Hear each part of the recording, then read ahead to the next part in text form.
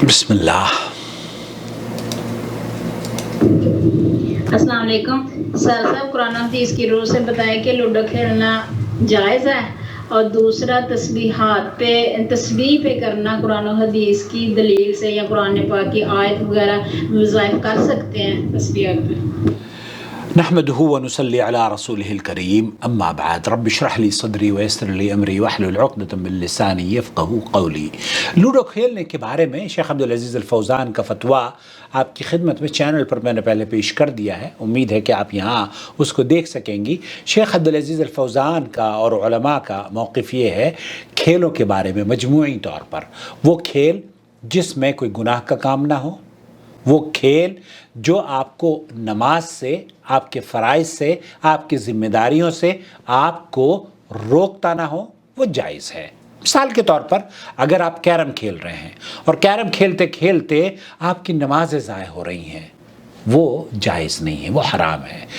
Ludo کھیل رہے ہیں، لوڈو کھیلتے کھیلتے اگر آپ کی نمازیں ضائع ہو رہی ہیں تو وہ جائز نہیں ہے۔ ایون جو کھیل سنت ہیں، مثال کے طور پر گھوڑا سواری ہے، آپ گھوڑا سواری کر رہی ہیں اور نمازیں آپ اپنی ضائع کر رہی ہیں، وہ جائز نہیں ہے۔ اسی طریقے سے تیر اندازی ہے، تیر اندازی یا کسی طرح کی بھی کوئی ایکسرسائز آپ کر رہی ہیں جسم کی حفاظت کے لیے، اور آپ کی نمازیں ضائع ہو رہی ہیں، آپ کو اللہ کے ذکر سے وہ عادت یا وہ کھیل روک رہا ہے، تو ایسے کھیلوں کے بارے میں مجموعی طور پر یہ فتویٰ ہے کہ وہ ناجائز ہیں، حرام ہیں۔ کیوں؟ کیونکہ اللہ کے ذکر سے، اللہ کے فرض کیے ہوئے امور جو اللہ تعالیٰ نے آپ پر فرض کیے ہیں ان سے وہ آپ کو روک رہا ہے۔ اگر لوڈو روک نہیں رہی آپ کو نماز اور آپ کے روزوں اور ذکر اور اذکار سے، تب تو اس کے لیے حرمت کی کوئی دلیل نہیں ہے۔ نمبر ایک، اب آپ کو لے کر چلتا ہوں آپ کے دوسرے سوال کی جانب۔ کیا تسبیح پر جو تسبیح ہمارے یہاں ہوتی ہیں جس کو ہم سبح بولتے ہیں عربی زبان میں، اس کو تسبیح پر تسبیح کرنے کا کیا حکم ہے، پوچھا جا رہا ہے شیخ صالح الفوزان حفظہ اللہ سے۔ تسبیح بالسبح یا فضیلت الشیخ، التسبیح فی السبح یا فضیلت الشیخ، اس کا کیا حکم ہے؟ حکمها إذا اعتقد أن السبح فيها فضل فهذا بدعة۔ اگر آپ یہ سمجھ رہی ہیں اور کوئی بھی آدمی یہ سمجھتا ہو کہ وہ جو تسبیح ہے اس تسبیح پر پڑھنے کی فضیلت زیادہ ہے، ثواب زیادہ ہوگا، یا یہ مسنون عمل ہے، تب یہ بدعت ہے۔ کیوں؟ اس لیے کہ آپ کو کسی بھی چیز کی فضیلت بیان کرنے کے لیے قرآن اور حدیث سے دلیل دینی ہوگی، ثبوت پیش کرنا ہوگا، اور اس دنیا میں کوئی بھی حدیث ایسی نہیں ہے جو کہ فضیلت بیان کر سکتی ہو کہ اس پر تسبیح کرنے سے زیادہ اجر ملے گا۔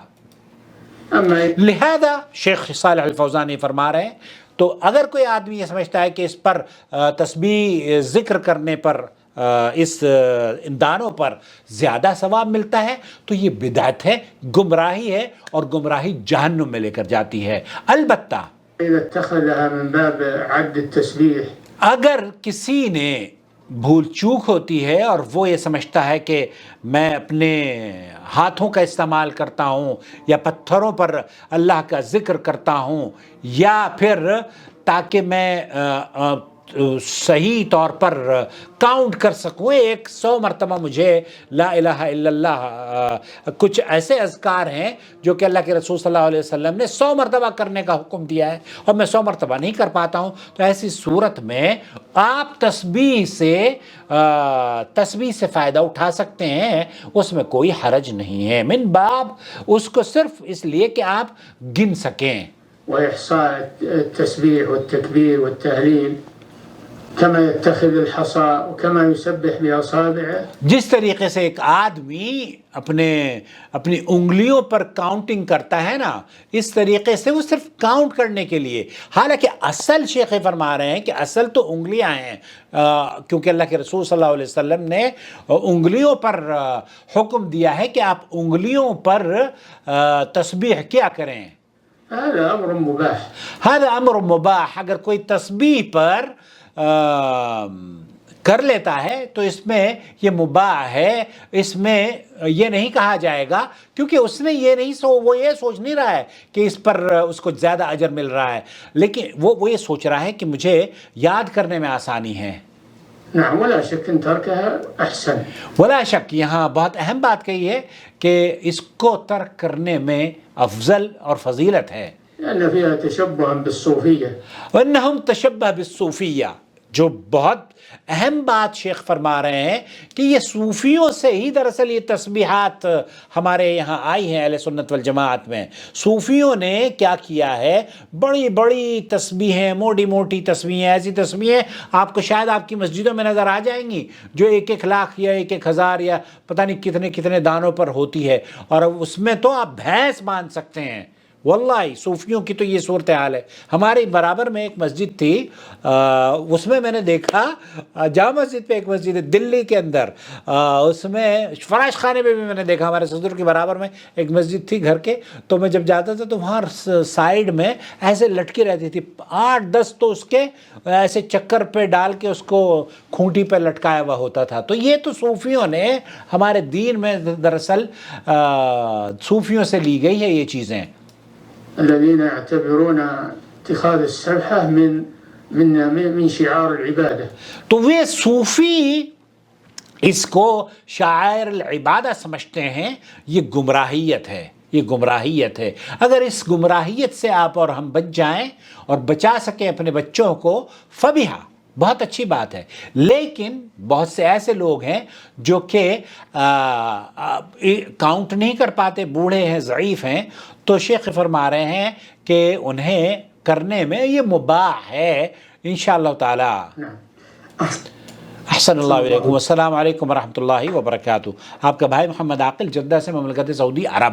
مجھے اس چینل کی جو ویڈیوز ہیں نا آپ دیکھتے ہیں، اس طرح کی ویڈیوز آپ اپنے فیملی گروپس میں ضرور شیئر کریں اس کا لنک، تاکہ ہمارے ساتھ جڑنے والوں میں اور اضافہ ہو جائے اور ہمارے چینل کی نشریات دور تک پہنچے.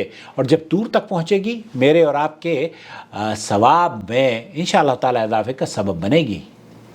وما أرسلنا من قبلك إلا رجالا نوحي إليهم فاسألوا أهل الذكر إن كنتم لا تعلمون.